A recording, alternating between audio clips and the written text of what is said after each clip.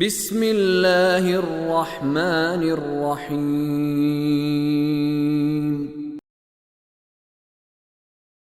وما يستوي البحران هذا عذب فرات سائغ شرابه وهذا ملح أجاج ومن كل تأكلون لحما طريا وتستخرجون حلية تلبسونها وترى الفلك فيه مواخر لتبتغوا من فضله ولعلكم تشكرون يولج الليل في النهار ويولج النهار في الليل وسخر الشمس والقمر كل يجري لأجل مسمى ذلكم الله ربكم له الملك والذين تدعون من دونه ما يملكون من قطمير.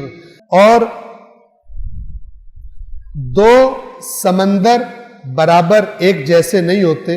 ایک یعنی یہ دو سمندروں کی مثال دی جا رہی ہے. ایک شیریں پیاس بجھانے والا جس کا پانی میٹھا ہے, میٹھے سے مراد یعنی جو پیاس بجھاتا ہے, پینے میں خوشگوار, اور دوسرا کھارا اور کڑوا.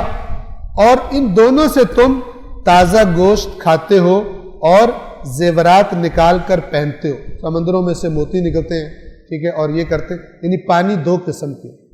اور لیکن ان دونوں میں سے تم مچھلیاں پکڑتے ہو اور ان دونوں کے اندر سے تمہیں موتی بھی مل جاتے ہیں, لیکن یہ دونوں برابر نہیں ہیں, ایک جیسے نہیں ہیں. یہ خدا کی نشانی ہے. اور تم ان کشتیوں کو دیکھتے ہو جو پانی کو چیرتی ہوئی چلی جاتی ہیں, پانی کو چیرتی ہوئی چلی جاتی ہیں. اب ایک دفعہ کوئی بندہ کہے کہ اس میں کون سی بات ہے, کشتی پانی کو چیر کے ہی چلتی ہے. لیکن جو سوچنے والا وہ کہتا ہے کہ یہ کیا نظام ہے, کیسے پانی کو چیر رہی ہے, کیسے پانی میں تیر رہی ہے. ٹھیک ہے, کسی نے دیکھا ہوگا کہ یار یہ سوئی چھوٹی سی ڈوب جاتی ہے, اتنا بڑا جہاز نہیں ڈوبتا, یہ کیا ماجرا ہے. آپ کسی دیہاتی سے کہیں وہ بھی کہے گا اے تو جادو ہے. ٹھیک ہے نا, یہ سوئی پھینکو تو یہ ڈوب جاتی ہے, وہ اتنا بڑا جہاز لوہے کا ہزاروں ٹن وزنی یہ تیر رہا ہے. ٹھیک ہے نا, وہ کہے گا جی بھائی جی مجھے تو نہیں پتا, بات دیکھتے آ رہے ہیں اسی طرح, لیکن کبھی سوچا نہیں. ٹھیک ہے نا, اکثر لوگ اس کائنات کو یوں ہی گزار دیتے, دیکھتے آ رہے ہیں لیکن کبھی سوچا نہیں. اللہ کہتا ہے جو سوچتے نہیں ہیں وہ چار پائے ہیں.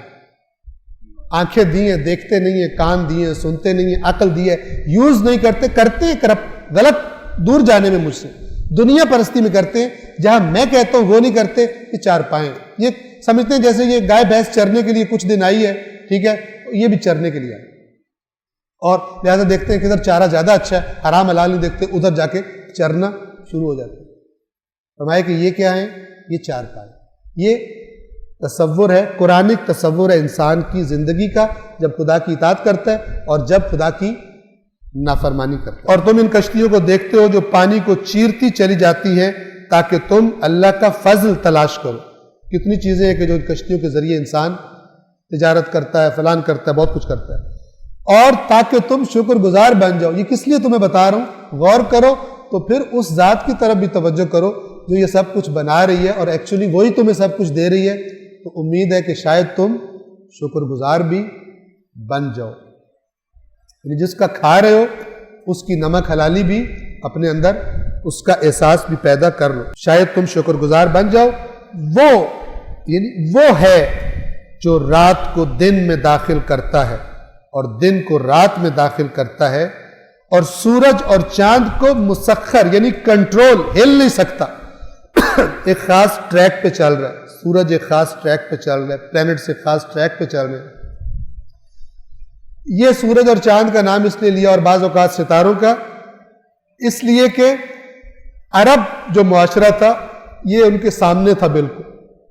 اس وقت کوئی ٹیلیسکوپس نہیں تھی, کوئی فلان نہیں تھی, یہ نہیں تھی, وہ تھی. لیکن ان کے لیے بھی, ان گیلیکسیز کی طرف بھی آج آپ کو سائنس بتا رہی ہے کہ جو یہ یونیورس ہے یہ جب سے بنی ہے یہ ایکسپینڈ کر رہی ہے, انفلیشن ہو رہی ہے, اس کی پھیل رہی ہے. گیلیکسیز کے درمیان کے جو فاصلے ہیں وہ بڑھتے جا رہے ہیں. ٹھیک ہے, قرآن مجید میں فرمایا, اگرچہ کہ شرم آتی ہے کہ یہ غیروں نے جانی بات اور ہم ان کی باتوں پر واہ واہ کر رہے ہوتے, ہمارے قرآن میں یہ لکھا ہے. اللہ پوچھے گا جب تمہارے قرآن میں یہ لکھا تھا تو تم کدھر سست ہو گئے تھے, تم صرف اس لیے رہ گئے کہ پرائے دوسرے اس ٹریک پر چلیں اور تم جو قرآن کے ماننے کا دعویٰ کرتے ہو تم بھکاری بن کے رہ جاؤ دنیا میں. تم کس بات پر دعویٰ کرتے ہو؟ لیکن یہ کہ پتہ ہو انسان کو وَالسَّمَاءَ خَلَقْنَا بِأَيْدٍ وَإِنَّا لَمُوسِعُونَ، آسمان کو ہم نے اپنے ہاتھوں سے خلق کیا اور ہم اس کو پھیلاتے جا رہے ہیں، اس کو وسعت دیتے جا رہے ہیں. عرب کو نہیں نظر آتا تھا کیسے پھیل رہا ہے، کہ اس کو ایک ہی جیسا نظر آتا تھا، لیکن آج کی سائنس کو نظر آتا ہے کہ یونیورس ایکسپینڈ کر رہی ہے، پھیل رہی ہے. وَإِنَّا لَمُوسِعُونَ، ہم مسلسل اس کو موسعون وسعت دینے والے ہیں، ہم اس کو وسعت دیے جا رہے ہیں. جس نے بنایا وہ خود بتا رہا ہے کہ میں کیا کر، کس لیے؟ تاکہ تم اس کی طرف آ جاؤ. سورج اور چاند کو مسخر کیا، ان میں سے ہر ایک مقررہ وقت تک چلتا رہے گا اور پھر خدا تباہ کر دے گا، سب سمیٹ لے گا اس کو. یہی اللہ تمہارا رب ہے، سلطنت بس اسی کی ہے.